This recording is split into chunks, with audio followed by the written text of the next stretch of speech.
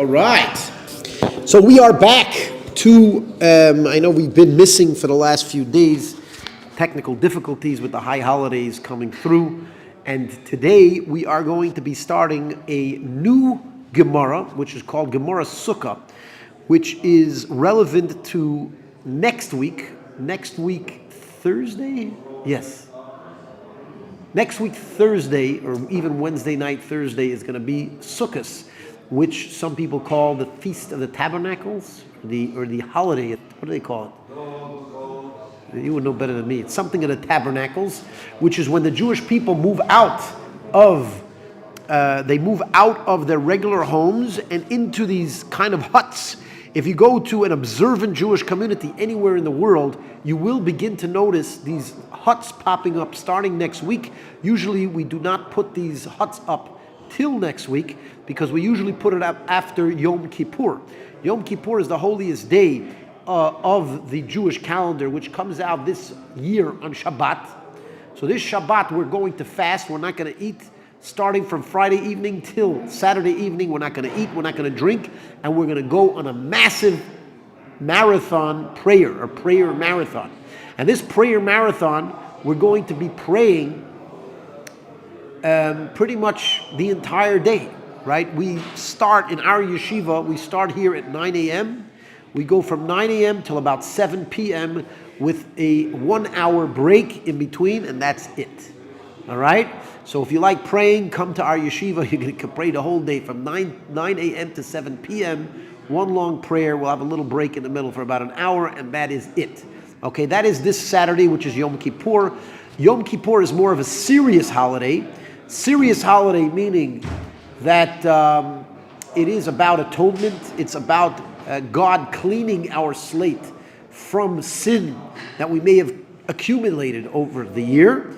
Now, once we finish that, we assume that God, in His mercy, is going to be so kind to wipe clean our slate. And once our slate is wiped clean, then we go on to a much happier holiday, which is the holiday of tabernacles.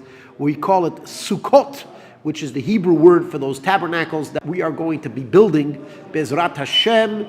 It's a very exciting holiday, if you ask me. Growing up in an observant Jewish community, it is one of the best community holidays. Why do you think it's a good community holiday, David? Because it forces you to get out into your... everybody's hanging out outside. When everybody's in their own houses, they have their four walls, they're locked in. You need a knock, you need to ring a doorbell. When you move out into these huts, everybody's constantly walking. Of course, the refrigerator is still in their house, so they have to walk from their house to their sukkah, from their sukkah to their house, and they have to bring out meals. And so people are constantly walking outside. And as a matter of fact, the sukkah itself, it's actually much more comfortable to just walk into somebody's sukkah than to go into somebody's house. So for example,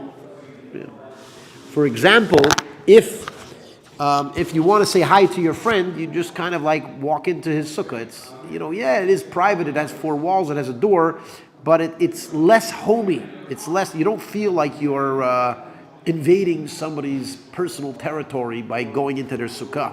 And therefore, I find that many people go into each other's sukkah much more when they are in, much more than people go into other people's homes. Right? It's a little bit of a time where people get to know each other, neighbors get to know each other. It's actually a very special holiday for me, for I'm sure for everybody that actually does this holiday. Now, we are going to be talking in Sukkot. It speaks about the reason for the holiday and the rules of the holiday, which we're going to be speaking about the Sukkah, the actual tabernacle over here, the tabernacle that you're going to have to build for yourself. What are the rules? What are the dimensions? Right? Obviously, there's going to be a minimum size. There's going to be a maximum size of a sukkah. And that's really what we're going to be discussing here in this Gemara. Right? Does it make sense? Good. Do we have more people online than we have in our class yet? There's 2 so far. That's more than is in the class. So thank you guys for being here.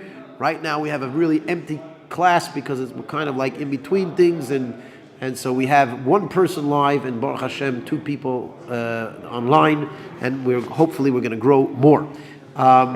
We are going to be reorganizing the general program that we're doing here a little bit, in the fact that we're not going to be doing random questions and answers at the end of the session like we did before. We are going to just discuss the topic at hand. Once we conclude the topic at hand, if you have questions on the topic, then you're welcome to ask it by putting it in the comments, etc. We're not going to be opening random questions and answers, and we will be announcing Bezrat Hashem in the next few weeks about a separate program at a different time where we're going to be dealing with said questions and answers. Right? Good. All right, so let's begin. Without further ado, we're going to begin the Gemara Sukkah. The Gemara Sukkah actually begins with the word Sukkah. How about that? Right? Sukkah shehi gavoya l'mayla me'esrim amma. A sukkah that is higher than 20 amot. Amma is a measurement very commonly used in Judaism. The amma is literally the hand breadth. It's called a hand breadth, which begins from a person's elbow up to the top of a person's middle finger, right? As a matter of fact, the middle finger in Judaism is called an amma for that reason, right? The middle finger in Judaism is called the amma because the amma goes from the elbow to the top of the middle finger. Of course, different people have different sizes of hands. It's basically an average size of a man. The average size of a male hand breadth is what an amma is. Says the Gemara, if a sukkah is above 20 of these hand breadths, pasul, it is not a valid sukkah. The Rabbi Yehuda machshir. However, Rabbi Yehuda disagrees, and he says this is in fact a kosher sukkah. Right? So that's the first argument that we have over here. The argument between Rabbi Yehuda and the Tanakama, which is an anonymous Tanaic sage. We don't mention who it is. Sometimes in the Gemara we will discuss who this Tanaic sage may be. However, right now we know that there's an anonymous sage that says that a sukkah that is higher than 20 handbreadths is prohibited. However, Rabbi Yehuda disagrees and he says that it is permitted. In the Gemara we're going to discuss why this is an issue. Now, just to give you a little bit of context, in modern day, the rabbis have a bit of a dispute of what a handbreadth is. Some people say it is the equivalent of 1.5 feet in the American system, which would be about a half a meter. And there are those that say that it is 2 feet, which would be pretty much 2/3 of a meter, which would be, 66 centimeters approximately? 66.66? How's my math doing? 666? 666? It's demonic, right? Let me tell you something. The 666 number that a lot of people find demonic, I'm not sure where it exactly comes from. I haven't seen it in a Jewish source. I've heard it from a lot of Christians. Well, don't the issue. It says that we made it up to make them freak out. We made it freak it out? What is that? You said there's a book that actually says that? Yeah. Yeah, really? Serious? That's where my people are. Yeah. I think the whole 666 thing was made up to freak out. We made it up to freak out the Christians. Yeah, they freaked out and they killed us. It's really a good luck. No, it's a really good luck number. Yeah. It's really a good luck number. No, it's a really good luck number, and we told them it's bad luck, so they don't use it. Oh, so that's what you see. We wanted to take it. It's such a good luck number. We didn't want them to have it, so we scared them away from using the number 666. What's 666? 6, Yeah. 12, 18, and 5. Ah, that's right. 666 is 3 times 6, which is 18, which is chai. Beautiful. Anyways, what's that? It's also double 3, which is a chazaka, which is meaning a chazaka of a chazaka, a double chazaka. Anyways, there could be a lot of significance in 666, as our friend over here, David Peretz, says that it could actually be something positive. All right, I don't know how we got into that. We got into that because again, in the metric system, according to one opinion, it would be about a half a meter, which is about 50 centimeters. According to another opinion, it would be 66.66 centimeters, approximately. These are approximations, but that's just to give you a general idea of what's going on here. According to this, if a sukkah is higher than 30 feet or 40 feet, depending on which opinion we have of the size, then the Tana Kama would say that it is prohibited. Rabbi Yehuda gives no limitation on the size of a sukkah. You could have it as high as you want. Okay? It's a machloikis. All right? That's the first dispute in the Mishnah. Now we're going to go to something else. If it is not 10 hand breadths high. Sorry, I confused. I actually used the word hand breadths for the amma. The amma would really be like arm lengths. Hand breadths. There's also a common a measurement in Judaism, which is the size of an average man's fist. Right? If you make a fist, right, that size is called a tefach. Okay? So if you make 10 of those, that would be the minimum size of a sukkah, which means if a sukkah is smaller than 10 of those, it would be pasul. So let's give you a general demonstration, approximately 1, 2, 3, 4, 5, 6, 7, 8, 9, 10. So approximately that high, which, if you could somehow sit in a little place that's about that high, if you have a sukkah that's at least that big, that is good enough. It's like crawl space. You would have to crawl into that pretty much. Maybe sit down. It's probably enough space. It's enough space if you kind of sit down and maybe in a fetal position or maybe not even in a fetal position, but you could be able to sit down, etc. That's the minimum size of the sukkah. If you make it even smaller than that, it is not kosher sukkah. He says also, if it doesn't have more than 3, it doesn't have 3 walls, it's also not going to be kosher. Or if its sun is more than its shade, pesula, it is prohibited, it is pasul. Okay? So here are the rules of the actual dimensions of the sukkah. The sukkah cannot be higher than 20 amas, according to one opinion. According to the other opinion, there is no height limitation. However, the other rules, it seems like everybody agrees. Everybody agrees that a sukkah cannot be lower than 10 tefachim, right? And it cannot be less than 3 walls. And the sun cannot outpower the shade. There has to be more shade than there is sun. Okay, so these are the basic rules of what makes a sukkah kosher as far as dimensions are concerned. And this is the Mishnah, and the Gemara is going to discuss these details. You look like you have a question. Huh? The way you're looking at me. Huh? You don't know. Good. Okay. Again, any questions on the topic, we welcome you. Please put it into the comment section. Yeah. Zoe Dawn Anderson says good morning from London, and Sharon O'Halmaharian says good evening from New Zealand. Wow, we have London and New Zealand. I've been to London in the Heathrow airport, not past there, and I lived in New Zealand for 2.5 years. Very interesting years of my life living in New Zealand. It's a beautiful place. I lived actually down south in a small city called Dunedin. And I spent some time living for about 3-4 months in another city called Queenstown. Queenstown is a big tourist hub, right? And believe it or not, Dunedin, that had something like 150 residents, it was very, very hard to fly in and out of Dunedin. Whereas Queenstown, which has I think 5,000 or 6,000 residents, maybe it grew since then, you could fly anywhere because it was such a tourist hub. They actually said there was like 5,000-6,000 residents, and there were times of the year where they had 130,000 people in the city. Can you imagine that? Can you imagine that being in a city where there's 5,000 residents and 125,000 tourists? Pretty crazy thing. Anyways, that's just a little bit of a sidetrack about New Zealand. It's a beautiful place. Yes, we love it. Very nice. Let's go on to the Gemara. Thanks for your greetings from London, from New Zealand, whoever else, and let's continue. All right? The Gemara. Now, again, the Gemara is going to begin analyzing the Mishnah. The Gemara is actually going to begin with a seeming contradiction from a different Gemara, which is very common. Okay? What I mean by this is, we're not yet going to analyze this Mishnah directly.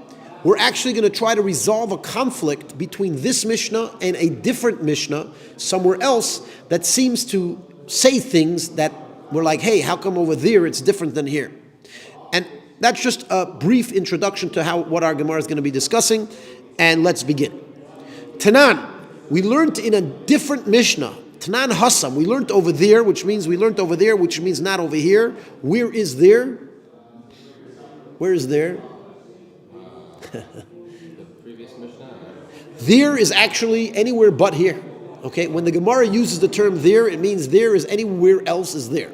Okay, here is our discussion, our Mishnah is here, and when it says there, we learned there, which means anywhere else. Right? It's an interesting terminology, but that's the way that they talk. Okay, Tanan Hasan was taught over there in a Mishnah. Mavui shehu gavoya esrim amma yemait. A mavui that is 20 amas high must, or above 20 amas high, must be lowered. Rabbi Yehuda disagrees, and he say any tzarech we do not need it. So we have a very similar discussion, and I'm going to explain to you what a mavui is. Are you familiar with what a mavui is? A mavui. Now, a mavui is actually regarding the laws of Shabbat. Okay? The Torah prohibits us Jews from taking from a private domain to a public domain. For example, if you have something in your house, you're not allowed to carry it outside your house because you're carrying it into a public domain. However, I will just mention to you briefly. On Yom Tov you are only on Shabbat, only on Shabbat and Yom Kippur. Shabbat and Yom Kippur actually on a Yom Tov you are allowed to carry from one domain to the next. We have a brief question here. Yes. So in the end, Yeah. I'm trying to figure out. So in the end, Mishpat and Mitzvah. Yeah. So what is? So we're trying to find Hey. So that's the Rambam Hilchos Shofar. What is the Pei Aleph? Perik Aleph. Okay. Oh, so chapter one. Chapter 1 of Hilchos Shofar Halacha Gimel. Which Gotcha. Yeah, if you look, the Rambam is split into chapters and halachas. Yeah. Okay. So it's chapter 1, halacha Aleph, Beis, Gimel, Dal. Do you understand? That's how the Rambam works. Okay. Anyways, good. Unbeknownst to you guys, I'm doing multiple jobs at the same time. I'm speaking to all the people online while I'm speaking to the people in my class, while I must help those that are studying behind me on their own if they get stuck in something. We have to do all of those things at the same time, simultaneously. Not that easy, people, but we can do it. All right? Let's continue. We're speaking about a mavui on Shabbos. Okay? We said it's prohibited to take from a private domain to a public domain. Okay? Now, you'll ask me, in many Jewish communities, people do carry things from out in their houses to outside of their houses. That's because we make what's called an eruv. An eruv is when there are certain biblical rules of what makes a domain private or public. Now, even a public street, in concept, could be made into a private domain, right? It's kind of a private domain, even though everybody can go in it. But if there's somewhat of a boundary around it, and that's pretty much the definition of a private domain, when there's some form of boundary around an area, it becomes kind of a closed area. Even if it's a city, I don't care, it becomes what's called a private domain. A public domain is an open area with no proper fencing, etc. And that's why if you've seen around the world, there are many conflicts around the world when Jewish communities, they decide they want to open an eruv. Okay? Why? Because the secular people are like, oh, what are you going to do? You're putting a fence around our community. What are you doing? It's crazy. Little do they know that it's a little wire that we put up next to the other. We put up a little wire around, usually together with utility poles, right? And most people don't even know that they're there, right? However, people are very worried. One of the biggest worries when they don't like an eruv is really they don't like us. They don't like the Jewish people moving into their neighborhood, because once you have an eruv, many Jews will prefer a place with an eruv over another place. Why? Because if there is no eruv, that means they literally cannot take a book from their house to their friend's house, right? They can't push a stroller from their house to somebody else's house, to synagogue. A woman that has a baby cannot carry her baby to synagogue. She's stuck in the house. So many Jewish people, when they think about where they're going to move, they specifically want to move to a place that there's an eruv to prevent them from the inconveniences that may be caused by this particular rule that you cannot take from a private domain to a public domain. Now, that being said, That being said, I just want to plug the idea, just in case there might be some person online over there that he's smack in the middle of a Eruv dispute, and he's listening to me, and he's going to say, Rabbi, you're telling me that if I put these Eruv around my community, what do I get? More Jews. I don't like Jews, so what's in it for me? Right? I'm saying if there is somebody out there asking that question right now. The truth is that if you put an Eruv up in your community, your property prices will go up, guaranteed, right? Guaranteed. It happens in every single place. Why? Because all of a sudden you're a more desirable place for all these observant Jews, and they're going to move in, and they're going to prefer that community over another community, and the housing prices will go up, which means if you're a homeowner, then you should like it because your equity will go up significantly. You might be able to use that equity. The bank might even be, once a couple Jews start buying and the prices start going up, the bank might be able to give you some equity loans based on the value of the property that went up because of the Jews. Huh? What's questions in Hebrew? I don't know. Huh? So somebody said a mavui zekamalis. No, a mavui, we're going to deal with mavui. It looks like we have a Loi divine. It seems like there's somewhat of a more advanced Torah scholar, which we're very happy to have you learning over here. We're discussing what a mavui is, okay? There are different types of mavuis, as we're going to get to soon, which are good, very important things to say. Thank you for mentioning them, etc. All right? Good. Where are we now? Let's go back to what a mavui is. So we're saying you're not allowed to take from inside and put it outside, meaning you can't take from a private domain and put it into a public domain unless there's somewhat form of, how should I say it, fence, guard around it, etc. Now, a mavui is really kind of like an alleyway where you have houses on both sides, right? You have houses on both sides, or perhaps even sometimes you could have yards, houses, or a yard that might have multiple houses in it, and there's kind of this street. I would suggest an alleyway or a small street today between houses, even if it's officially public property, that's what we call a mavui. Now there's two types of mavuis, as Loi, I'm not sure how to pronounce the name, Loi or Loi. He mentions there's two types of mavui. There's a mavui mefulosh, and there's a mavui she'enoi mefulosh. Mavui mefulosh is when it literally goes through like a street from one end to the next. It's completely open. A mavui she'enoi mefulosh is when it's open from one side and not the other side. So it's kind of like an alleyway with a dead end. And again, I'm not getting into the laws of mavui mefulosh or mavui she'enoi mefulosh because it's really not on the topic that we're discussing. All right? Anyways, one of the ways, let's just say you had a mavui mefulosh and you want people in that neighborhood, right? They wanted to carry on that street that goes between the houses, right? They need to make a boundary at either end of that street, okay? And that would be called, there's different rules. There's a pas, there's a koira. Pas and a koira. Koira is kind of like a roof that you kind of put a beam across the opening, right? And that's really what we're dealing with, is the koira, right? For example, if you have two houses at the end of this kind of street, you literally can put a beam from one house to the other crossing over the street, and that beam becomes it's called a koira, and that beam now is what closes this street. Now, this rule of closing the street is a rabbinical concept. Biblically, I'm not going to get into why, but it's already considered somewhat private, the very fact that it's clearly differentiated from the rest of the public streets. Therefore, it's already biblically allowed. The core is only rabbinical. Okay? Says the Tanakama of that Mishnah that if this beam that goes across the houses, if that beam is higher than 20 amos, which as we said is either 30 or 40 feet high, it is invalid according to one opinion. Of course, Rabbi Yehuda says it is valid, which is very similar to our Mishnah with Sukkah. In our Mishnah with Sukkah, Rabbi Yehuda says, the anonymous Tanakama says that if a Sukkah is higher than 20 amos, it is invalid.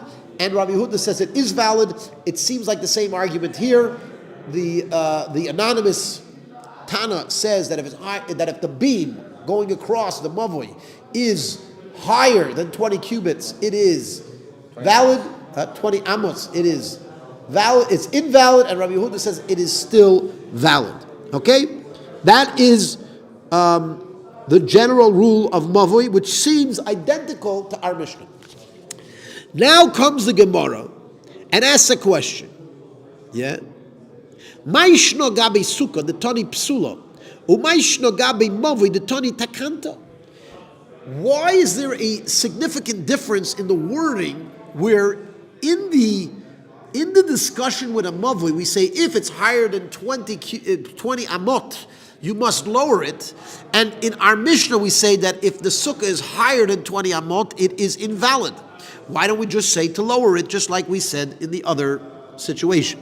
So again, one Mishnah to the next, we always assume that the wording is extremely precise. This is a very important rule when you're learning Talmud, to realize that the Mishnaic, the Tanaic era, at least the Mishnah itself, which was one publication, was extremely precise in its wording. And the very fact that we can notice differences in terminologies or differences in phrases can indicate something much deeper, right?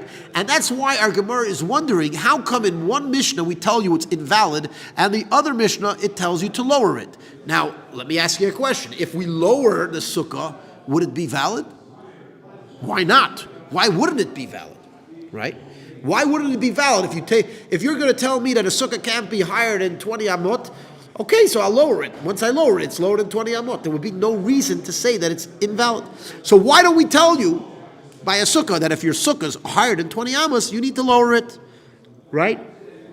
Why doesn't it use that same terminology that it did in the past, right? Why is it using two different terminologies? Why in one we tell you takanta, we tell you how to fix it, and in one we say no, it's broken, right? You come to a watchmaker and then something's going wrong, and he tells you it's broken, right? And you go to a different watchmaker, he says, listen, I could fix it, right? They're both telling you it's broken, but they're saying very different things, right? One's focusing on the fact that it's broke, and the other one's focusing on the fact that it could be fixed. Now, if the proper way of discussing halacha is to tell you it's broken, then we should have told you it's broken in both places. If the proper way in halacha is to tell you how to fix it, we should have told you how to fix it in both places.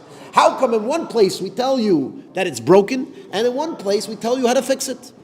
The differences in terminology is awaking the curiosity of the Amoraic sages, wondering why the Mishnah has two different terminologies in two different places. All right?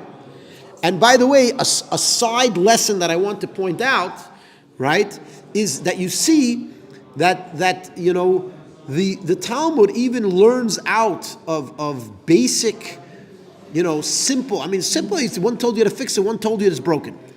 No, these are very important things we need to think about. We need to think about how we talk. We need to think about how we express ourselves, right? Should we be expressing ourselves when there's something negative? Should we be focusing on the negative, or should we be focusing how to fix it, right? Should I tell you your problems, or should I tell you how to fix it? This is a very important, deep philosophical discussion that needs to be considered properly, right? Good. You had a question? No. Well, I mean, I was wondering a little bit about the context. Yeah. You're talking about you're making a comparison with two watchmakers, right? And you were comparing it to a situation there. How I wasn't quite getting the parallel, but in terms of those two cases.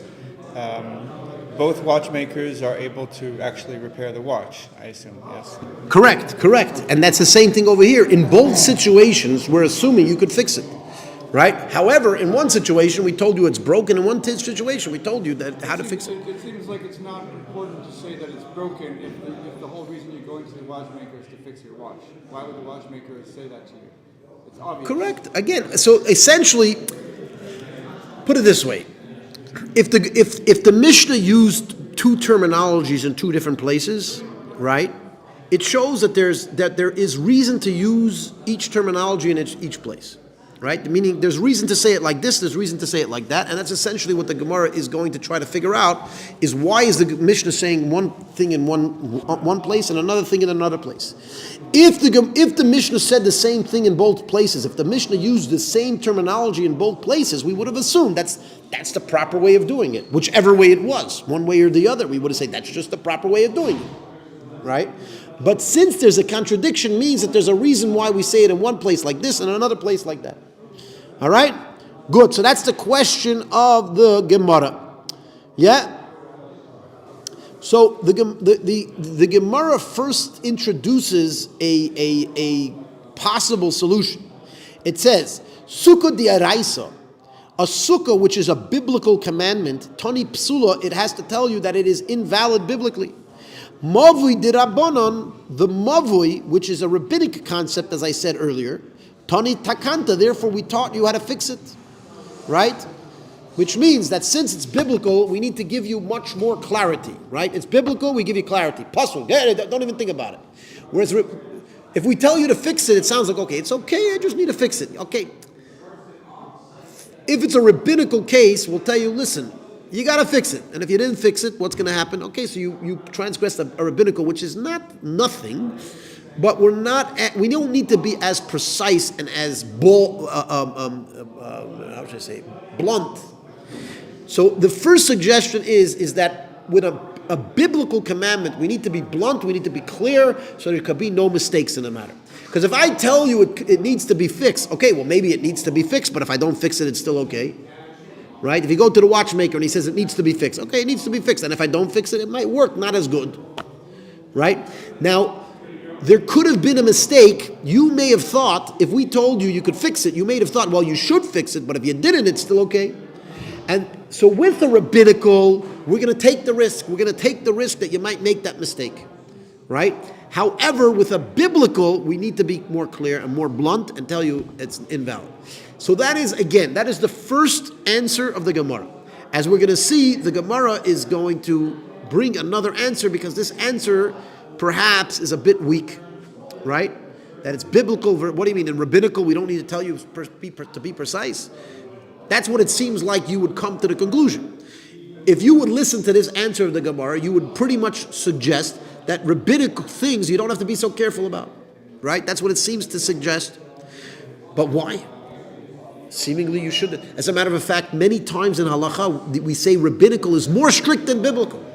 Why? Because in certain cases we feel that if you're going to be more lenient on the rabbinical, you're just going to ignore the rabbinical, and the rabbinical is very important to follow. Okay? The rabbinical laws are as important to follow as biblical laws. Same thing. That's it. You don't like it? Too bad. That's it. Because the Bible itself tells you to listen to the rabbis. So if you don't listen to the rabbis, it's actually also it's also breaking a biblical. And if you don't mind me going on a bit of a tangent over here, I want to tell you that the purpose of the Torah is not necessarily for you to be ritualistic. Right? Many people think, I'm going to serve God. I'm going to lock myself in the room. I'm going to live on my own. I'm going to be myself. I'm going to be what they call a hermit. You know what a hermit is? Huh? A hermit. Right? You might think, I'm going to be a hermit. I'm going to go do my own thing. Right? And I'm going to serve God and He's going to love me and that's that. Not necessarily. Okay? Judaism actually teaches that there is a godly aspect to community, there's a godly aspect to family, there's a godly aspect of nationality. The Jewish people as a nation must get together and must be together and must live together and must work together and must be united. Okay? When the Jewish people are united, we're strong. You know, there's a saying, united we stand, divided we fall. Right? And therefore, what holds the Jewish people together, at least when it comes to our rituals and our observance, are the rabbis, right? Because if everybody's listening to the rabbis, they are a live, living leadership of Jewish spirituality. Whereas if you don't follow the rabbis, God forbid, you're pretty much separating yourself from the rest of the nation. And you're going to say, okay, well, I won't listen to the rabbis, the other guy won't listen to the rabbis. Yeah. Well, if you're not going to listen to the rabbis and Other guys are not going to listen to the rabbis. What do you think? You're both going to be not listening to the rabbis in the same way? No, you're going to be making up your own. Everybody's going to make their own thing, right? I'm not doing this to poke, God forbid, but there's a Jewish movement in America. It's called Reform. Okay, and in the Reform movement, they are very flexible on what they do. Even biblical, by the way. If they don't like a biblical commandment, they're like, listen, this doesn't apply to us, and that's that. Especially rabbinical, if they don't like it, it doesn't apply, right? And I can tell you as a fact, I've met many people from this Reform movement, and they tell me that if you go to one Reform synagogue and you go to another Reform synagogue, very often you cannot recognize the two, right? Because if you're not going to respect the rabbis, you're not going to respect the Torah, right? What's going to happen is everybody's going to make their own show, right? And if everybody makes their own show, they're all going to be different, and you're not going to feel connected to each other, right? And I've heard this. I've heard people that are Reform. Listen, I went to this Reform synagogue. I can't stand it. It's completely different. I don't recognize it. It's not who I am. It's not my culture. It's not nothing. And it's true because each Reform synagogue has the flexibility to do whatever they want, and therefore, if you go to one, you might feel comfortable in that one. You might feel that represents who you are, whether it is spiritually, emotionally, culturally, and you go to a different one, it's completely different because they changed everything. It's actually the rabbis and rabbinic rule that unites us and keeps us together, right? And that's why, by the way, you'll say, what about the Orthodox? Yes, in the Orthodox, or what I call the organic Judaism, right? Within organic Judaism, there are many different groups, okay? There's Hasidic groups. Within the Hasidic groups, there's a few hundred Hasidic groups. There's non-Hasidic groups. There's Middle Eastern groups. There's Yemenites, Iraqi. There's Persians, Syrians. There's a lot of different Moroccans, right?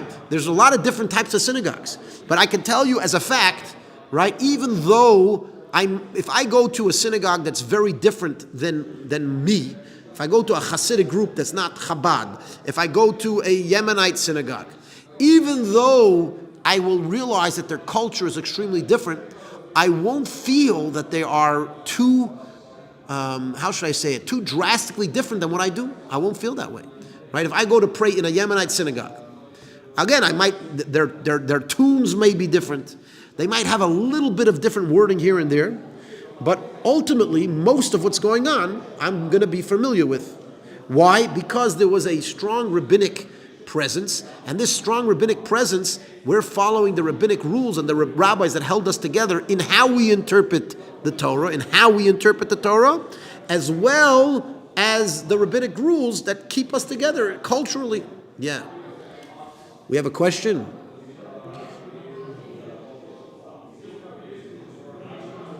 Yeah, so he's quoting for me what I'm saying. Well, Hashem, he wants to share all my sources, whoever it is. I'm not sure if it's a he or a she.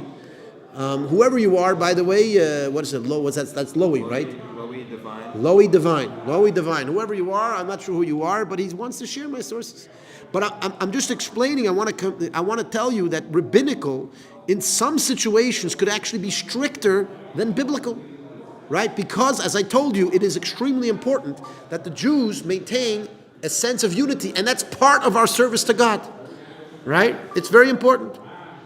Right? As a matter of fact, in the time of the Sanhedrin, in the time when there actually was a rabbinic court, a central rabbinic court that was binding on all of Israel, called the Sanhedrin, there was 71 members of this supreme court of Judaism. In that time, in that era, okay, there was one time a big dispute as to when the beginning of the month was. And this was Tishrei. Now, if you want to know when the beginning of the month was, okay, it could be 1 month, 1 day difference. We've actually had some of YouTubes about this, but every month is either 29 or 30 days, so there could be 1 day difference.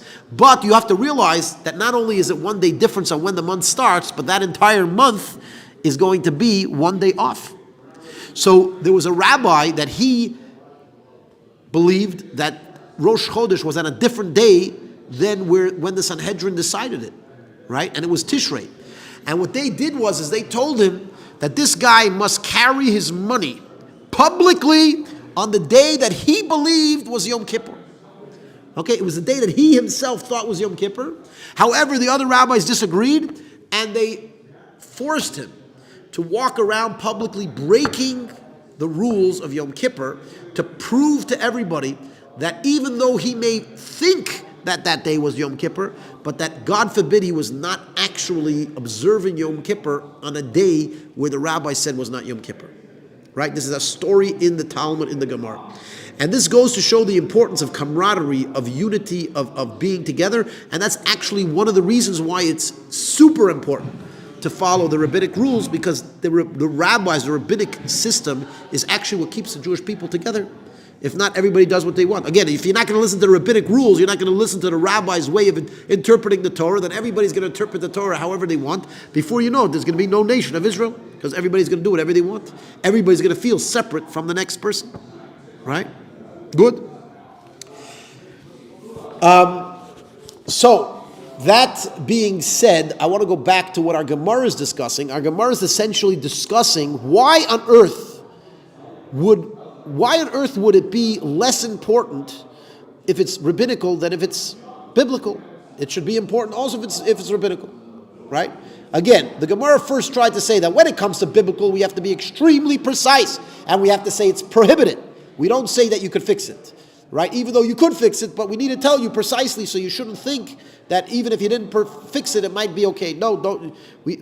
However, by rabbinical, we said, no, we just tell you how to fix it, and you know what, if you misunderstood it, not the worst thing in the world. But hold on, it is the worst thing in the world because you're breaking rabbinical, right? So therefore, the Gemara is going to say, the bois ema. And if you want, you can say, the bois ema is an extremely important keyword that I have here. I think I put it down here. No? I don't think I did. Hold on a second. How come? I did put it here. Number 12. Number 12, the bois ema is an important keyword. Is if you want to say. If you want to say is basically an alternative to what we just said, right? We just gave an answer.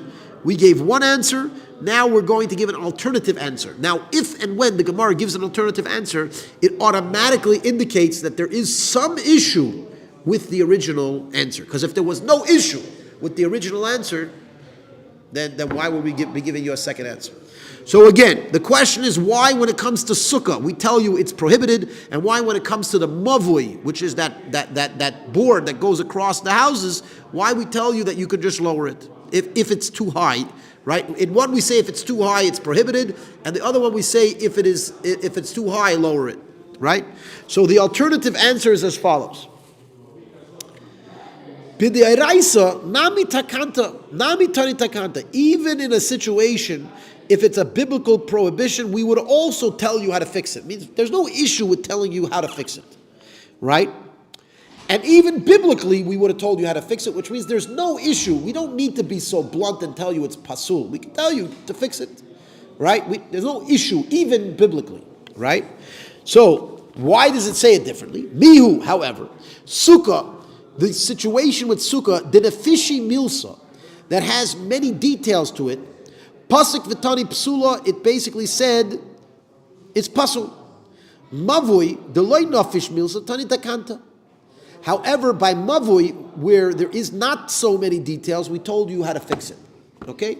Now, what do we mean by many details? I'm about to explain to you what we mean by this concept of too many details. Right? You ready? If you look in our Mishnah, we have, if the sukkah is higher than 20 amas, right?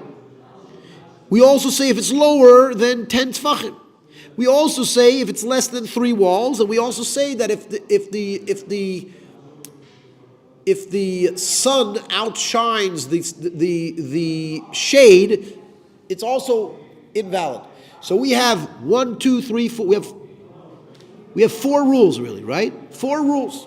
Now, if we were to tell you how to fix it, we would say, if it's higher than 20 amas, lower it. If it's lower than 10 amma and 10 tfachim, raise it. If it's less than 3 walls, add a 3rd wall. And if it's more light than shade, you have to add shade to lower the light, right? Now that would have been extremely excessive in our wording. We would have to add so many words to this Mishnah. This Mishnah would literally be perhaps double the size. Now, because there's so many details in the sukkah, and it would have been so tedious to literally tell you each one how to fix it, we didn't bother telling you. We just said it's pasul, and you need to figure out, okay, it's pasul. If it's too high, it's pasul. Obviously, I could lower it. If it's too low, it's pasul. Okay, obviously, I could raise it. If it's less than 3 walls, it's pasul. Okay, so I'll add a 3rd wall, right? If it's too sunny, okay, I'll add shade, right? And this is actually true as well, is that the Mishnah tries to limit its words for various reasons, okay? Number one, you have to realize that the least words you use, the easier it is for you to process the information, okay? I've actually heard, I don't know if it's true or not, you can check it up, okay?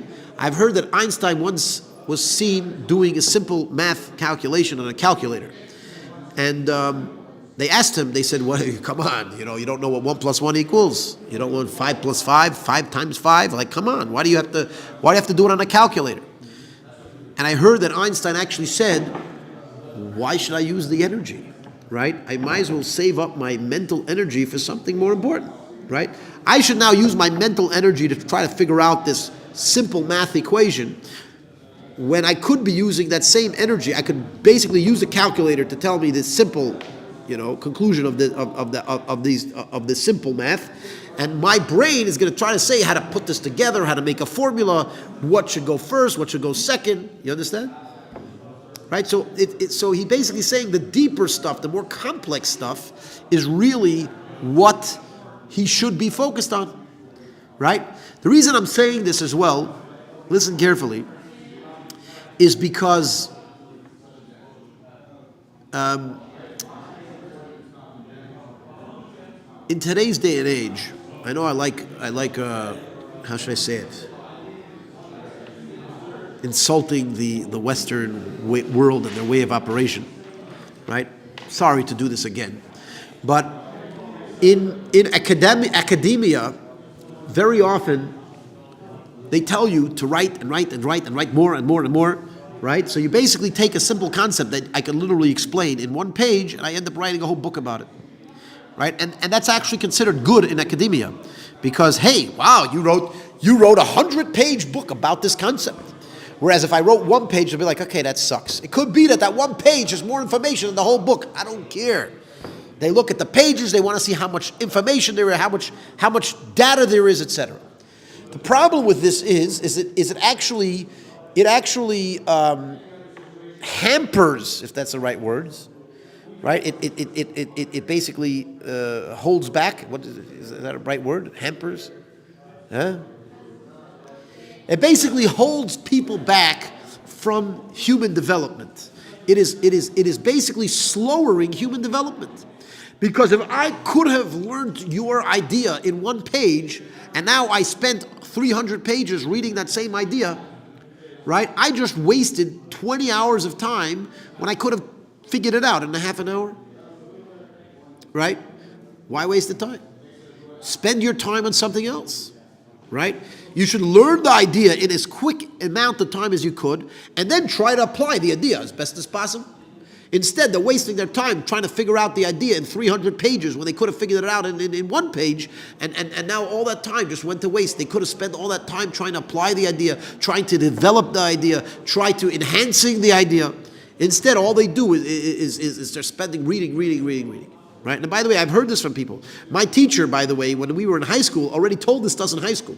He told us we were taking like an English exam, right? And we had to write an essay.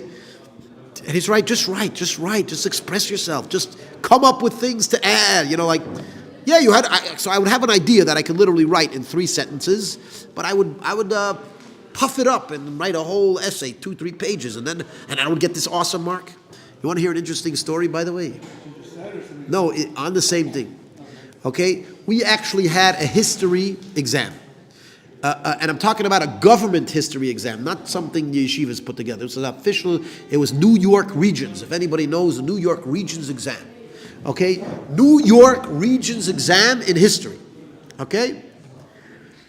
And what they would do is they would ask us to write an essay, or not an essay, they would ask us what we thought about a particular event in history, right? And then we'd have to write what we thought about the event in history. Now, I'll be honest with you, I was a bit of a delinquent. I used to sneak out of yeshiva and go to the Yankees games. I used to go to the movies. Be honest, I did all my sins. I don't want to reveal all my sins before Yom Kippur. Maybe I should. But yes, in high school, I figured out how to basically, I would come, so they kind of marked me in, and then I would disappear. I would go to the bathroom. Before you know it, I didn't arrive the rest of the day. Right? I had a really long bathroom break. Right? Some people take 5 minutes to go to the bathroom. To me, it was 7 hours. Right? I'd go to the bathroom. I would go to the bathroom as soon as I got into class, and then no one saw me again for the rest of the day. Huh? I don't remember. But I used to sneak out. We used to go to the Yankees game. I used to get on the train. I used to get on the subway. Take the subway. You had a subway right up there in Crown Heights. An hour later, you were at the Yankees game. So in the Bronx, they take you to the subway. The four line goes. Is it 4? No. It's the 4 or the 5. No, I think the 4 goes there. I think the number 4 train. I just would get on the 4 train, and I would go straight to the Yankees game. I'm almost sure it's that. I'm not sure if I had to switch to the 5 train, but I don't think so. I think the 4 train. Maybe it was a 3 train? I don't remember which train. Sorry. I don't remember which train. It was one of the trains that were there. We would get on the train and drove straight to Yankee Stadium. Assuming that you think that this is actually a mistake, and that you would not do the same thing again if you were in the same position, right? What would you tell your younger self? What would I tell my younger self about doing that? I don't know. I really didn't like learning back then at all. So I think it was my way of I don't know. If you ask me, like, it's a good question. It's a very good question. Would I tell my younger self? Though I would probably tell myself, younger self, why don't you sneak out and just learn what you want instead of learning what they're telling you, and that's that, right? But anyways, yeah. So back to the story. I was telling you about this exam where I actually. Comes the end of the year, we have this government test, this massive exam, right? And I knew nothing about the history, the content that we were meant to get, that we were meant to know to pass the exam. So I went to one of my friends who was a very studious guy. I said, do me a favor, let's sit in one of the lunch breaks, and I want you to briefly go over with me all the the basic concepts in the history. Tell me about this war, about that war, whatever it is. Just tell me what you think about it. Like, it's almost like a book review, you know? You have a book review, right? Give me a book review on all the 5-6 books we were meant to read for this exam. Give me a book review on all 5-6 tests on the exam. Now, and sure enough, he did. He was a nice guy. He sat down with me lunch. He's like, okay, this is that, the American Revolution and the War of 1812 and whatever it was. I don't remember what it was. He gave me a book review on all the books that we were meant to read, right? We come to the exam. Listen. We come to the exam. I take the exam, and I did what I was told. You know, the little bit of that I knew, I fluffed it up, and I told you my ideas and what I thought about it and how I saw it, and then with the little information I knew. And guess what? I got a higher mark than this guy I sat with me my lunch. So he got a lower mark than me. He knew everything way better than me, and I got a better mark. Why did I get a better mark? Because I took the same little information and I wrote it in a lot of words, right? It's unfortunate, but that's the way some places in academia work today. Why am I saying this? I'm really saying this so you can understand the Talmud's perspective. When they wrote the Mishnah, they literally tried to write it in the least words possible so that you can get all the information in the quickest and easiest way possible, right? Both so that you could study it and then spend your time doing other things, right? Study it, know it, and then spend your time analyzing it, spend your time applying it, spend your time, developing it, whatever it is. But don't spend your time just trying to figure out the information. We're going to write to you for the information in the least amount of words possible. This is the way the Mishnah, and by the way, the Talmud also works. Right? We try to tell you, and that's you. Some people get annoyed. They're like, why don't you explain it? Well, I didn't have to, because you should have been able to figure it out on your own. Right? That is the way the Mishnah and the Talmud were written. Okay? And therefore, again, it saved you time. I'll also tell you as well, if you remember things in less information, it's actually easier to process it in your brain as well. Right? I'll tell you what, in Smicha specifically, very often we have these long, drawn-out discussions. And I tell the Smicha guys, read the entire long, drawn-out discussion, then take that long discussion and condense it like a zip file into a very small amount and try to remember the basic ideas and nothing else. Why? Because if you're going to try to remember the entire discussion, you're not going to be able to remember it. And if there's a discussion that's going to reference this discussion, you're not going to remember it because there's too much information to remember. It's too complex to hold all the pieces of the puzzle together. So therefore, if you kind of summarize it, you kind of minimize it, you kind of condense it, then you're able to retain that information, and you're able to apply this information to other situations better, right? So using less, the reason I'm saying it, using less words is extremely important to a person's service of God because it enables them to do more, right? Does that make sense? Good. And that's why the Mishnah is extremely precise. Now, if you look at the wording, when the Mishnah was telling you about the Mavoi, it said Yemait, right? If it's higher than 20 amis, Yemait. Yemait is how many letters? It's 4 letters. You could say Yemait. It's 3 syllables. You could even say it's 2 syllables. Yemait. Whatever it is, it's 2 or 3 syllables. The word Pisula is also 3 syllables.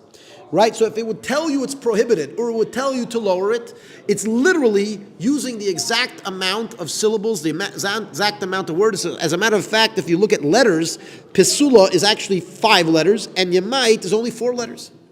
So since it did not take any extra time to tell you how to fix it, right, it might as well tell you to fix it, right? However, when it came to the sukkah, we would have to mention many extra words because we have so many details. Now the Mishnah is like, listen, for more words, you should be able to figure out. When I tell you it's prohibitive, it's higher than 20 amas, you should be able to figure out to lower it. I don't need to tell it to you. Now, if there's no difference in the words, I'll tell you to lower it because there's no difference. I might as well tell you to lower it, right?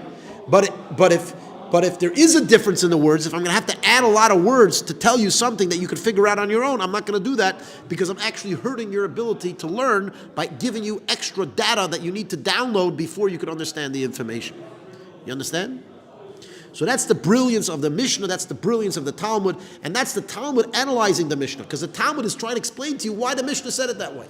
Because the Mishnah, when it had one situation, it could have given you extra information, it could have given you extra help without adding any extra words. Fine, I'll give it to you.